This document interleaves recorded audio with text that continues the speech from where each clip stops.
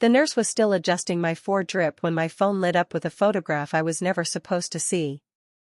It came from a number I didn't recognize, a woman named Cassidy, who I would later learn had met my husband at a conference 4 months earlier and had been, in the careful language people use when they are trying to be kind about unkind things, very close to him ever since.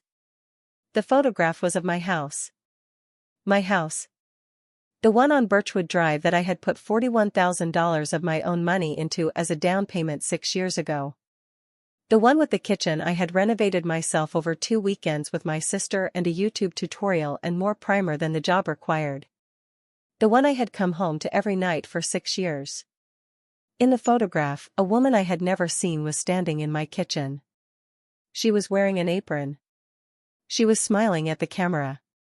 Behind her, visible on the counter, was the ceramic fruit bowl my mother had given us as a wedding gift. The caption said, "Finally feels like home." My surgery had been 7 hours ago.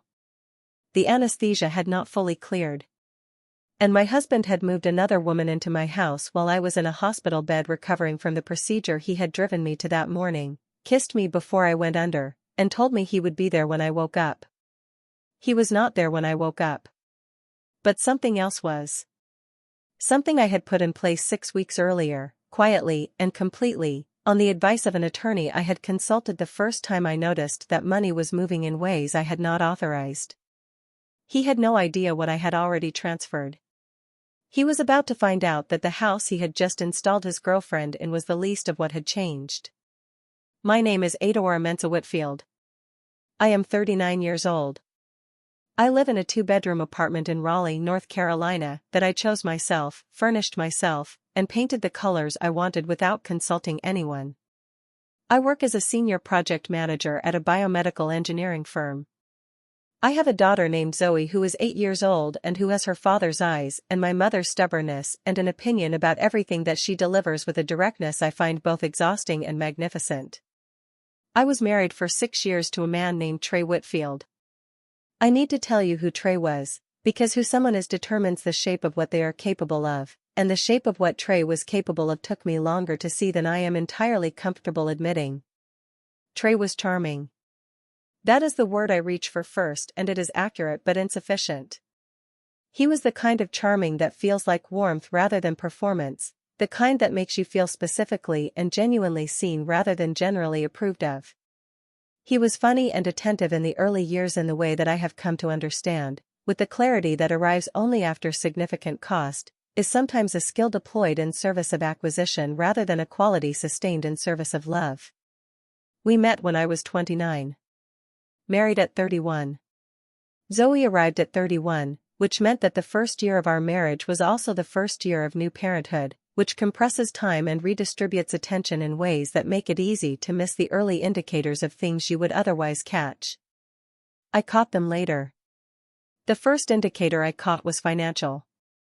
In the 4th year of our marriage, I noticed a charge on our joint credit card from a hotel in Charlotte. We had not been to Charlotte. The charge was $412. When I asked Trey about it, he said it was a work trip, a client dinner that had run late and he had stayed over rather than drive back.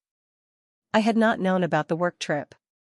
He said he had mentioned it and I had forgotten, which was plausible enough in the dense fog of a marriage with a young child and 2 demanding careers.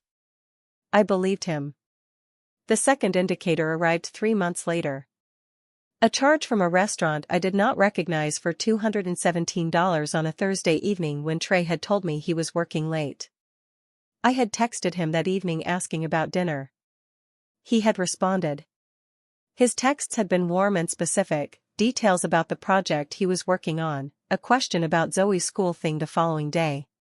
He had been at dinner with someone while texting me about Zoe's school thing. I know this because the restaurant charge appeared on the credit card statement and I matched the timestamp to the text exchange and the geography did not work. The restaurant was 40 minutes from his office. He had texted me at 7:43 saying he was still at the office and would be home by 9. I did not confront him. I made a note. I am a project manager. I track things for a living. I build timelines and identify dependencies and document every variable that could affect an outcome. These skills do not turn off when you go home. They simply find new material. Over the following 8 months I built a documentation file on my personal laptop, not our shared home computer, my work laptop, password protected, backed up to a cloud account Trey did not know existed. Dates, amounts, timestamps, geographic inconsistencies. The pattern that emerged from that documentation was not ambiguous. My husband was conducting an ongoing relationship with someone who was not me. He had been doing it for at least 8 months, possibly longer. He was funding it, in part, through our joint accounts, the restaurant charges, 2 hotel charges, what appeared to be a recurring monthly charge to a streaming service we did not subscribe to that I eventually traced to an account registered to an address I did not recognize. He was careful. He was not careful enough. Because I was better at this than he understood me to be. The surgery was scheduled for a Thursday. A laparoscopic procedure, not serious in the acute sense, but real surgery, requiring general anesthesia and a 1-night hospital stay and 2 weeks of recovery at home. I had known about it for 6 weeks. Trey had known about it for 6 weeks. He had been, to his credit or to the credit of his performance capabilities, attentive and warm in the weeks leading up to it. He had arranged his schedule to drive me to the hospital. He had told me he would be there when I woke up. He drove me to the hospital on a Thursday morning. He kissed me before I went under. The last thing I saw before the anesthesia took hold was his face, arranged in the expression of a concerned and loving husband. He was neither of those things. But the expression was very good. What I had done in the 6 weeks between the surgery being scheduled and the Thursday morning it happened was the most consequential financial and legal work of my adult life. I had consulted an attorney. Her name was Vivian Park, 47 years old, 15 years in family law in the Raleigh-Durham area, the kind of professional who absorbs complex situations quickly and identifies the essential structural elements without requiring you to explain everything twice. I had found her through a colleague who had used her during a divorce 2 years earlier and described her as someone who thinks 3 moves ahead without making you feel like you are already in a game. I called Vivian 6 weeks before the surgery. I told her what I had documented. The financial irregularities, the geographic inconsistencies, the pattern of behavior I had mapped over 8 months. I told her about the surgery. I told her that I had a specific concern, not paranoia, a documented concern, that something might happen with our joint assets during the period when I was least able to monitor or respond. Vivian listened to everything. Then she said, "Your concern is legitimate. Let's talk about what we can do before Thursday." What we did before Thursday was significant and legal and executed with the same careful precision I brought to every complex project at work, except that this project was my financial survival and I treated it accordingly. Vivian walked me through the specific assets I had contributed to the marriage independently, the down payment on the house, which had come from an inheritance I had received from my grandmother before Trey and I married. The investment account I had opened at 24 and maintained throughout the marriage, which held funds I had contributed exclusively from my own earnings. The retirement account in my name alone. These were mine, not in the contested sense but in the documented, traceable, legally established sense of funds with a clear paper trail showing their origin and their exclusive association with me. Under North Carolina law, separately owned property brought into a marriage or received as inheritance, retains its separate character if it has not been commingled with marital assets. My grandmother's money had funded the down payment. I had the documentation. The investment account had never been jointly accessed. The retirement account was in my name. Vivian helped me establish protective measures. Not to hide assets, to protect them. There is a legal and ethical difference between those two things and I understood it precisely. I moved the investment account to an individual account at a different institution, which I was entitled to do because it was my individual property. I documented the move completely. I established my own checking account at a separate bank, again, my right, again, documented. I organized the paper trail of my grandmother's inheritance and its connection to the house down payment into a clear, attorney-reviewed file. And I transferred the funds in a joint savings account that I had been the primary contributor to, the account I funded with a portion of my salary each month while Trey's contributions had been irregular and documented as such, into my new individual account. This transfer was reviewed by Vivian before I executed it. She confirmed it was legally defensible given the documented history of contributions. I did all of this in the 6 weeks before the surgery. Quietly, methodically, completely. Trey did not know. I had learned from 8 months of watching him that he was not paying close attention to the financial details. He did not review statements. He did not track the investment account. He knew it existed, it came up in our tax filings, but he had never engaged with the specifics. That was, in the accountant's language, a material oversight on his part. He drove me to the hospital on Thursday morning without knowing that the financial landscape of our marriage had been quietly and completely restructured over the previous 6 weeks. He kissed me before I went under. He was not there when I woke up. And at 4:17 in the afternoon, while I was still in the recovery room with N4 in my arm and anesthesia moving slowly out of my system, my phone lit up with a photograph of a woman in my kitchen. The photograph had been sent to me by accident.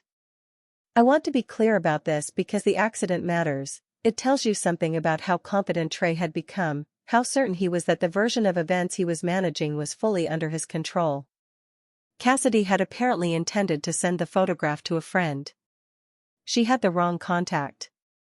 The number she sent it to was mine, which was in Trey's phone as Adaora and which Cassidy had, at some point, saved to her own phone with a different label, or not saved at all, and had dialed from Trey's contact list thinking she was selecting someone else. The specifics of the accident do not ultimately matter.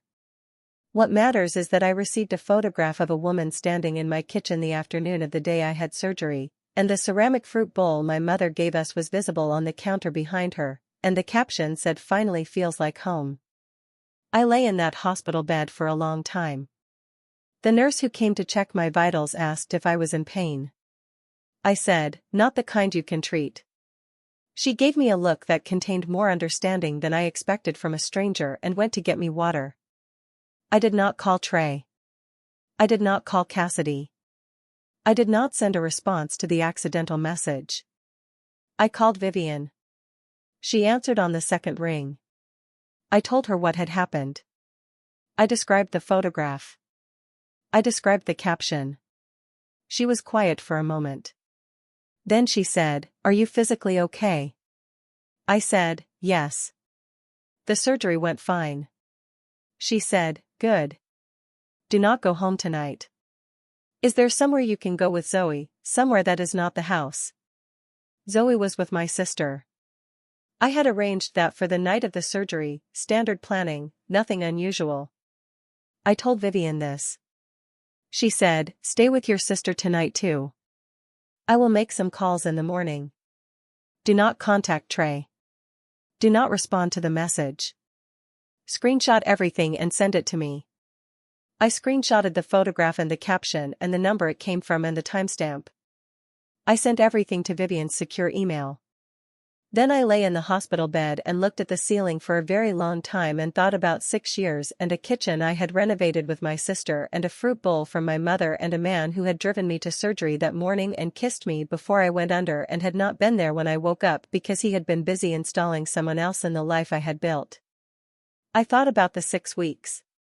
I thought about Vivian's question, "Your concern is legitimate, let's talk about what we can do before Thursday," and I thought about every careful, legal, documented step we had taken in the weeks since that conversation.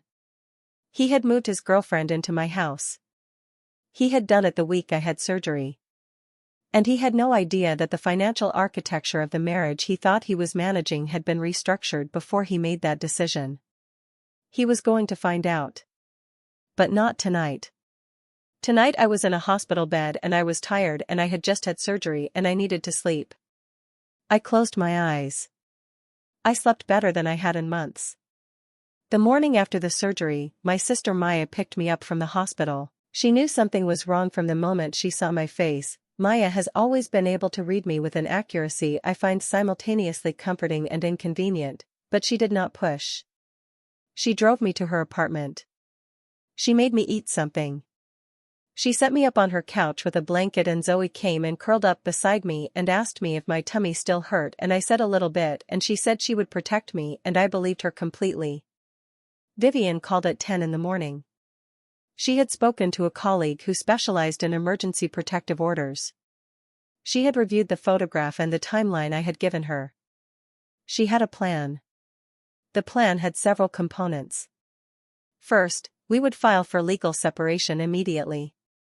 Not divorce, separation, which in North Carolina establishes the legal date from which marital assets are calculated and which protects me from any financial moves Trey might make after that date.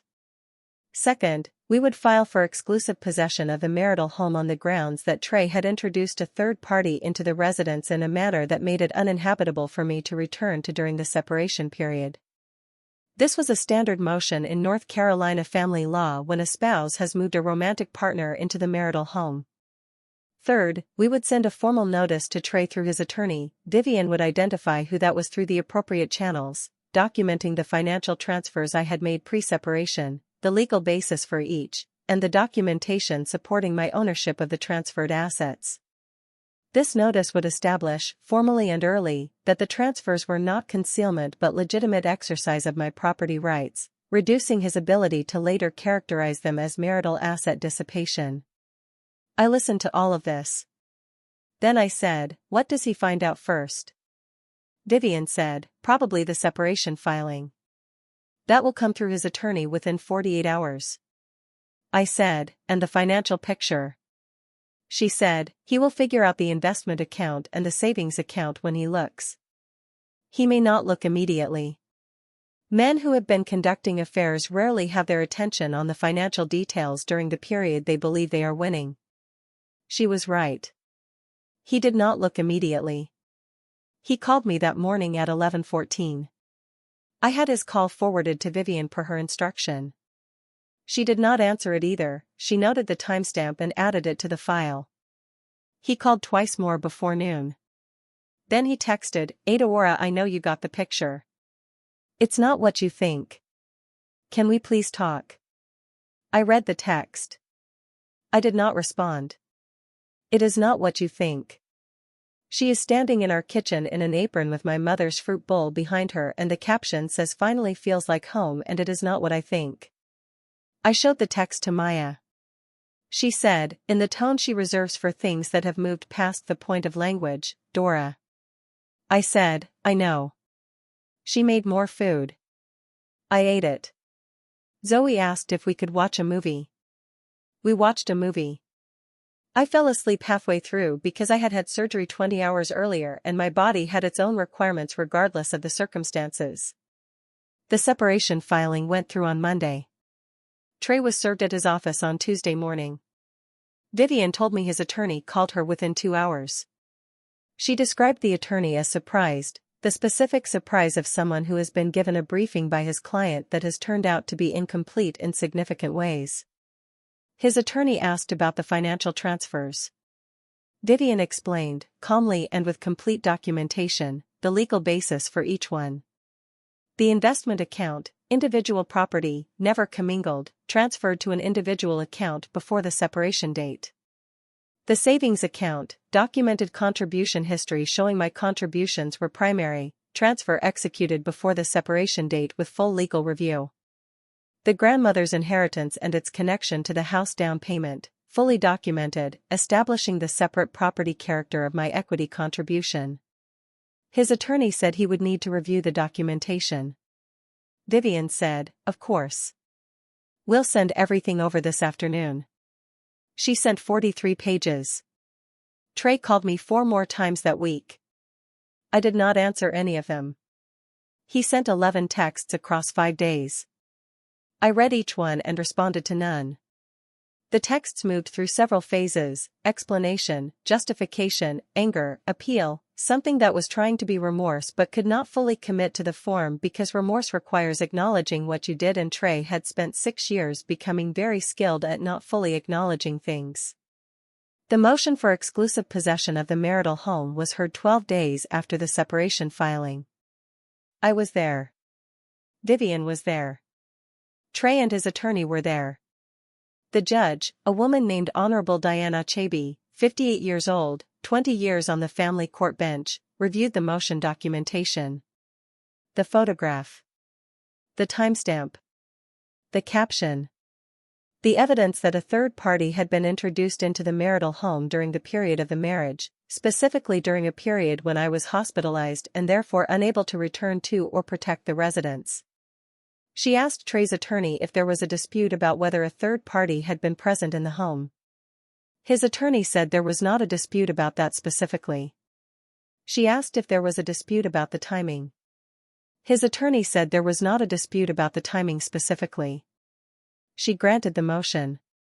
Trey had 68 hours to remove himself and any third-party occupants from the marital home. He moved out on a Thursday, the same day of the week he had driven me to surgery 2 weeks earlier. I do not know if he noticed the symmetry. I noticed it. I moved back into my house on a Friday morning. My sister came with me. We walked through every room. The kitchen had been rearranged, things moved, things in the wrong places, the specific small reorganizations that someone else's comfort in a space produces. The fruit bowl was still on the counter. I stood in the kitchen for a moment. Then I started putting things back where they belonged. The divorce took 14 months to finalize. I will not give you every detail of those 14 months because they belong to the legal record and to my own private accounting of that period, but I will give you the shape of it because the shape is what is instructive. Trey contested the financial transfers. His attorney filed a motion characterizing them as dissipation of marital assets. Vivian's response was 43 pages of documentation and a legal argument that I will not reproduce here but that the judge found persuasive. The motion was denied. The house equity was the central dispute. My $41,000 down payment from my grandmother's inheritance was documented in detail, the inheritance records, the account from which the funds had come, the bank statements showing the transfer to the purchase escrow, the gap between the inheritance date and our marriage date establishing clearly that these were premarital funds. Vivian argued for the return of my separate property contribution plus my proportional share of the appreciation. The judge agreed. Not entirely, these things are rarely entirely, but substantially. Trey's relationship with Cassidy did not survive the separation. I know this because Zoe, who spent alternate weekends with her father per the temporary custody arrangement, mentioned that the lady was not there anymore.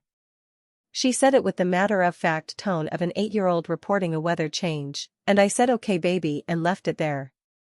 I do not know what happened between them. I do not need to know.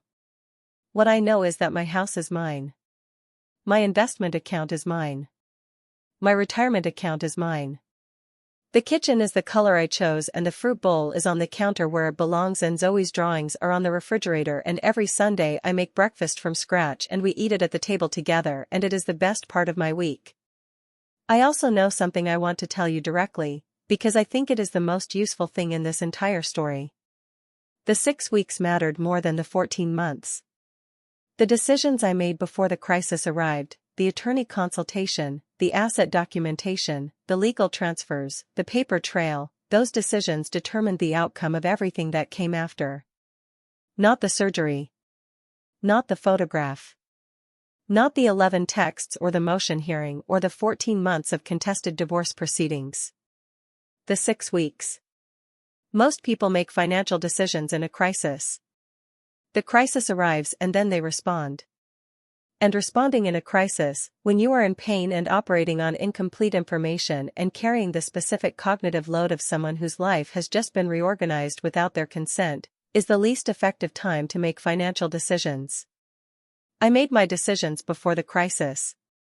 Because the documentation I had been keeping for 8 months had told me clearly enough that the crisis was coming, and I had the professional instinct to treat that information as actionable rather than as something to explain away.